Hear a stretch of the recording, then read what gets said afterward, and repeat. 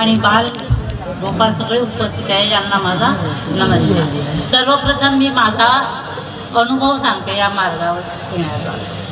मी या मार्गावर 1978 साली मार्गावर आले।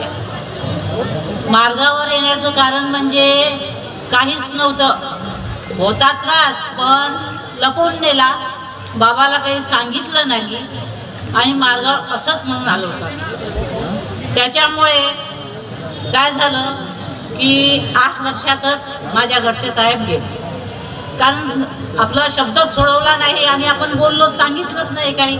परमेश्वर कुठं दुःख दूर करणार आहे, केलं नाही। पण त्याच्यानंतर मात्र 1982 साली मला नोकरी लागली, त्यांच्या काळातच लागली नोकरी। त्याच्यानंतर मी सर्वप्रथम वरंभा कुईमधील वरंभा शाळेमध्ये शिक्षिका लागली। एक शाळा होती, गुरुजी आणि बाई दोघच जण राहत होते त्यावेळेस। तर त्यावेळेस काय झालं, मी अनुभव सांगते, मला आलेले अनुभव की आमचे जे गुरुजी होते आसारामजी वंजारी, ते भुगावला राहत होते। आनंदराव वंजारी भुगावला राहत होते आणि मी वरंब्याला राहत होते। माझ्याजवळ माझे 3 मुलं घेऊन मी राहत होती, कारण माझे साहेब आठवड्यातून 1 वेळाच यायचे तेव्हा, कारण जाण्या येण्याचा मार्गच नव्हता तिथे। तर गुरुजीचं नवीन मार्गावर आलेली मी 78 साली आणि 82ला नोकरी लागली। मार्गाचा अनुभव होता पुष्कळसा, कारण मी जे म्हटलं ते माझं काम पूर्ण व्हायचं या मार्गावर। मला कोणत्याही गोष्टीची कमतरता नाही पडली। मग ते गुरुजी यायचे, ते मार्गावर नव्हतेच, असेच होते। त्यांच्या पत्नीला 10 वर्षापासून लागलं होतं भूतबाधा वगैरे जे काही, ते बाईला झोपून शाळेत यायचे आणि नेहमी सांगायचे आपलं रडगा असं झालं तसं झालं। आणि मी मात्र मोठ्याने सांगायची की आमच्या मार्गावर म्हटलं खूप मारलं किंवा तीर्थ केलं की ताबडतोब आराम होते। तर मी माझ्या अनुभवातून सांगायची त्यांना। हो का म्हणे, बाई तुला लहान मुलं आहे, तू येशील ना, तुलाच त्रास झाला, तुलाच उलटं केलं तर? मी म्हटलं मला कोणी उलटं करू शकत नाही, माझ्याजवळ माझा बाबा हनुमानजी आहे, मला कोणीही उलटं करू शकत नाही असं बाई का म्हणे। मग मला ते खाचर घेऊन यायचे भुगावरून न्यायला आणि मग मला घेऊन जायचे, मी तीर्थ करून द्यायची। तीर्थ करून दिला, आराम व्हायचा, मी जाईपर्यंत तिला काहीच त्रास नव्हता होत। मला पुन्हा परत येऊ द्यायची, पुन्हा जैसे थे। असं 8 दिवस सतत चाललं, ते रोज यायचे घेऊन जायचे। असं काय होते, मग बाबाकडे निरोप पाठवला, असं काय तर तिच्या अंगाला काही धागेदुरे आहे का म्हणे। म्हटलं मी विचारलं नाही पण, कारण मला काही अनुभव नाही तसा। जिथं तिथं धागेदोरे बांधले होते त्या बाईला, गळ्याला, पायाला, कुठे कुठे कमरेला दिसत नव्हते अशा ठिकाणी। घरामध्ये सुद्धा जिकडे तिकडे गाडून ठेवलं होतं लिंबू हे ते, ठीक आहे। मग तिला कसा आराम होणार, मग बाबांनी सांगितलं तिचे म्हणे पहिले धागेदोरे काढा। तिच्यात एवढी जबरदस्त शक्ती होती का ते हात सुद्धा लावून होती देते।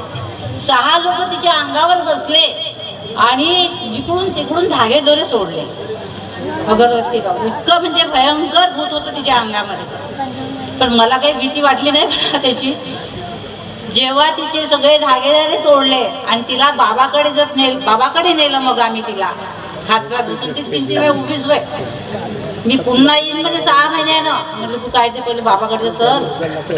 तर बाबाकडे जायच्या आधी एक चमत्कार इतका हे झाला की तिच्या अंगातले जिकडे तिकडचे ते सगळे लिंबू काढले, धागेदोरे सोडले, भयंकर शक्ती तिच्या हातातून प्रत्यक्षात मी पाहणारी। असं टोपलीवर अशी चिरुंजी अशी ओढली, हे एवढे म्हणजे तिच्या घरभर चिरुंजी झाली आणि ते सगळं निघाल्यानंतर तिच्या अंगातलं सगळं भूत कमी झालं। मग बाबाकडे नेलं आणि बाबा म्हणे हिला सोडून द्या म्हणे, गुरुजी हिला काही ठेवू नका म्हणे, हे जर अंगात आणते म्हणे जास्तीची, हिला सोडून टाका म्हणे, देऊन द्या म्हणे, सोड चिठ्ठी म्हणे। बाबाकडे आणल्यानंतर तिच्या अंगातलं सर्व पूर्णपणे भूत निघालं। ते आताही आहे जिवंत, तारशाला राहते आहे, मात्र गुरुजी आमचे गेले अटॅकने। म्हणजे इतका अनुभव आहे की आपण जर तत्वशब्द नियमानं जर वागलो तर आपल्याला काटा सुद्धा गळत नाही। हे मी पूर्णतः अनुभव घेतला। शाळेत सुद्धा मी नोकरी करत असताना मी जर एखादं म्हटलं की माझे सगळे विद्यार्थी पास झालेच पाहिजे, तेव्हा बोर्डाच्या परीक्षा होत होत्या 4थी 7वीच्या, जर असं मनात आणलं तर मला पूर्णच्या पूर्ण पेपर आधी दिसून द्यायचा आणि मी पोरांची पण माझी पूर्ण 100% निकाल लागायचा. म्हणजे इतकंच आपल्या मार्गावर आहे, पण आपण करून देवा घेऊ, त्याच्याशिवाय काही आपल्याला मिळत नाही.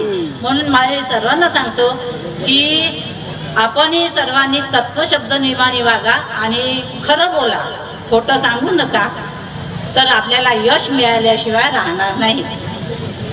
आता असे तर खूप सारे अनुभव आहेत, जितके सांगितले तितके कमीच आहे.